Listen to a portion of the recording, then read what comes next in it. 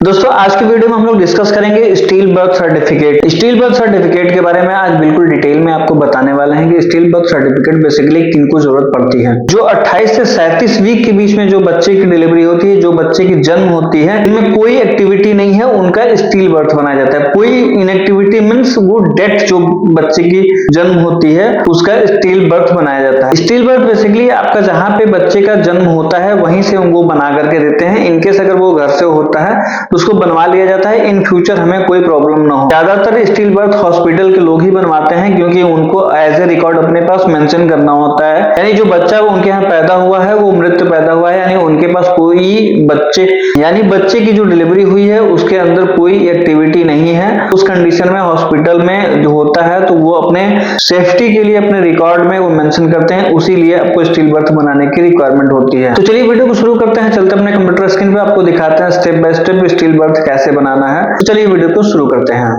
सबसे पहले आपको अपने क्रोम ब्राउजर पे सर्च कर लेना है सीआरएस पे आने के बाद जनरल पब्लिक वाले ऑप्शन में हमें क्लिक कर लेना है। जैसे ही हम इस पे क्लिक करेंगे जनरल पब्लिक लॉगिन का ऑप्शन दिखता है, जिसमें हमें अपना मोबाइल नंबर या ईमेल आईडी से इसको हमें लॉगिन करना होता है। तो इस वाले कॉलम में ईमेल या मोबाइल नंबर इंटर करने के बाद नीचे जो कैप्चा कोड दिया हुआ है उसको हम फिल कर लेते हैं।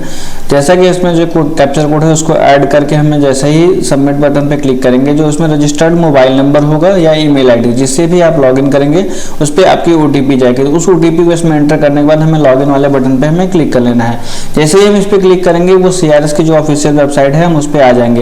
उसके बाद हमें बर्थ वाले ऑप्शन में आना है। इसमें लिखा हुआ है रजिस्टर स्टील बर्थ, जो कि बर्थ वाले सेक्शन में ही आपको देखने को मिलता है। तो इस पर हमें क्लिक कर लेना है। इसमें क्लिक करने के बाद जो पहला ऑप्शन देखने को मिलता है वो मिलता है स्टेट अपना उसमें सेलेक्ट करने के बाद उसके बाद जो अगला ऑप्शन होता है जनरल इन्फॉर्मेशन में वो इंग्लिश और हिंदी जो भी लैंग्वेज का ऑप्शन होता है तो वो देखने को मिलता है। उसको करने के बाद उससे आपसे पूछा जाता है बर्थ का जो आपका डेट है, यानी जन्म की जो तिथि है वो इसमें पूछा जाता है।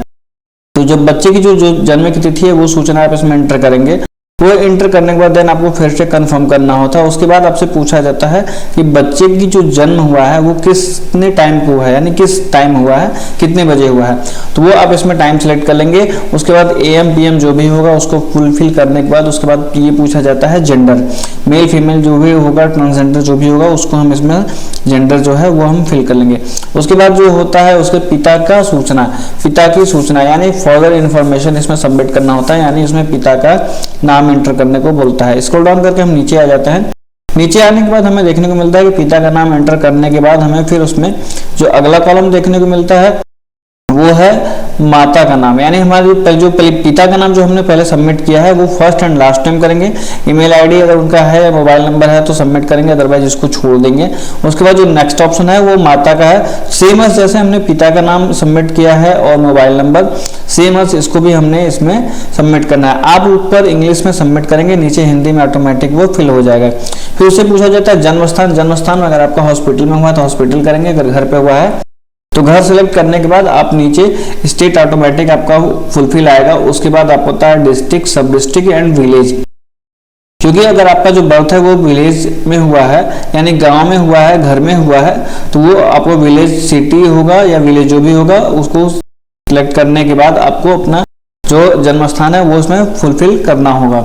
जैसे ही हम उसको फिल करेंगे, फिल करने के बाद देखेंगे कि उसमें देन कंफर्म करने के लिए हमसे पूछता है, तो देन सारी चीजों को हम फिल कर लेंगे, यानी जो आपका कंप्लीट एड्रेस है वो फिल करने के बाद 7 ड्राफ्ट पे क्लिक करके इसको नेक्स्ट वाले बटन पे हम क्लिक कर लेंगे।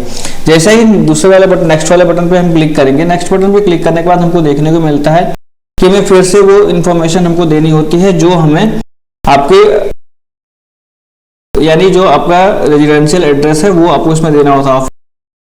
मींस आपका जो रेजिडेंशियल एड्रेस है, घर का जो पता है वो इसमें आपको फुलफिल करना होता है। उसके बाद अदर इंफॉर्मेशन में आपसे पूछा जाता है कि जो बच्चे की डिलीवरी हुई है वो किस वीक में हुई है, यानी माता की जो पहले उम्र है जो माता की उम्र है वो किस एज में हुई है, तो उसको हम फुलफिल कर लेंगे। उसके बाद आपसे पूछा जाता है माता का शैक्षिक क्या है, यानी माता जो है वो कितनी तक पढ़ी हुई है, जो भी होगा ए से लेके PG UG जो भी होगा वो आप इसमें सिलेक्ट कर लेंगे। उसके बाद है जो प्रसव का जो भी डिटेल है वो आप इसमें फिल कर लेंगे। अगर आपके यहाँ हुआ है तब डॉक्टर के नॉलेज में हुआ है या फिर किसी अन्य रिश्तेदारों के देख रेख में हुआ है वो आप इसमें करेंगे। फिर उसके बाद गर्भ अवस्था किस हफ्ते में बच्चे की डिलीवरी हुई है तो वो हम इसमें फुलफिल करेंगे। आपको पहले हमने बता रखा है जैसा कि ये जब भी होता है 28 से 37 वीक के बीच में जो भी डिलीवरी होती है वही इसमें डेट आपको देखना होगा जिस भी वीक में आपका हुआ है।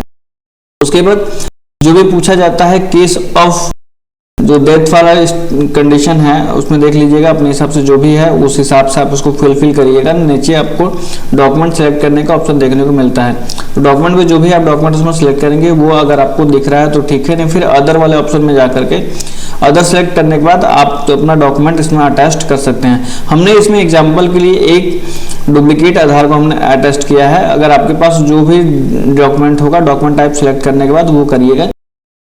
जैसे ही हमने इसमें अटैच डॉक्यूमेंट का जो भी कंफर्म करना होता है नेक्स्ट वाले बटन पर हम जैसे क्लिक करेंगे देखेंगे कि हमने जो भी अभी इन्फॉर्मेशन सबमिट किया है वो इन्फॉर्मेशन इसमें हमारे राइट हैंड साइड में शो होगा।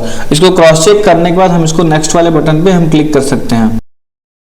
क्रॉस चेक करने के बाद हमने इसको नेक्स्ट वाले बटन पे जैसे ही क्लिक करेंगे उसमें देखेंगे कि हमने जो भी डॉक्यूमेंट उसमें फिल किया है वो सारा सब कुछ है। इसमें डॉक्यूमेंट जो हमने अटैच किया है वो भी देखने को मिलता है। नीचे टर्म कंडीशन पे क्लिक करने के बाद सबमिट बटन पे क्लिक करेंगे। Thank you for watching this video. अगर आप मेरे चैनल पे नए हैं तो मेरे चैनल को सब्सक्राइब करके बेल आइकन जरूर प्रेस कर लें ताकि इस तरीके का इन्फॉर्मेटिव वीडियो मिलती रहे सबसे पहले।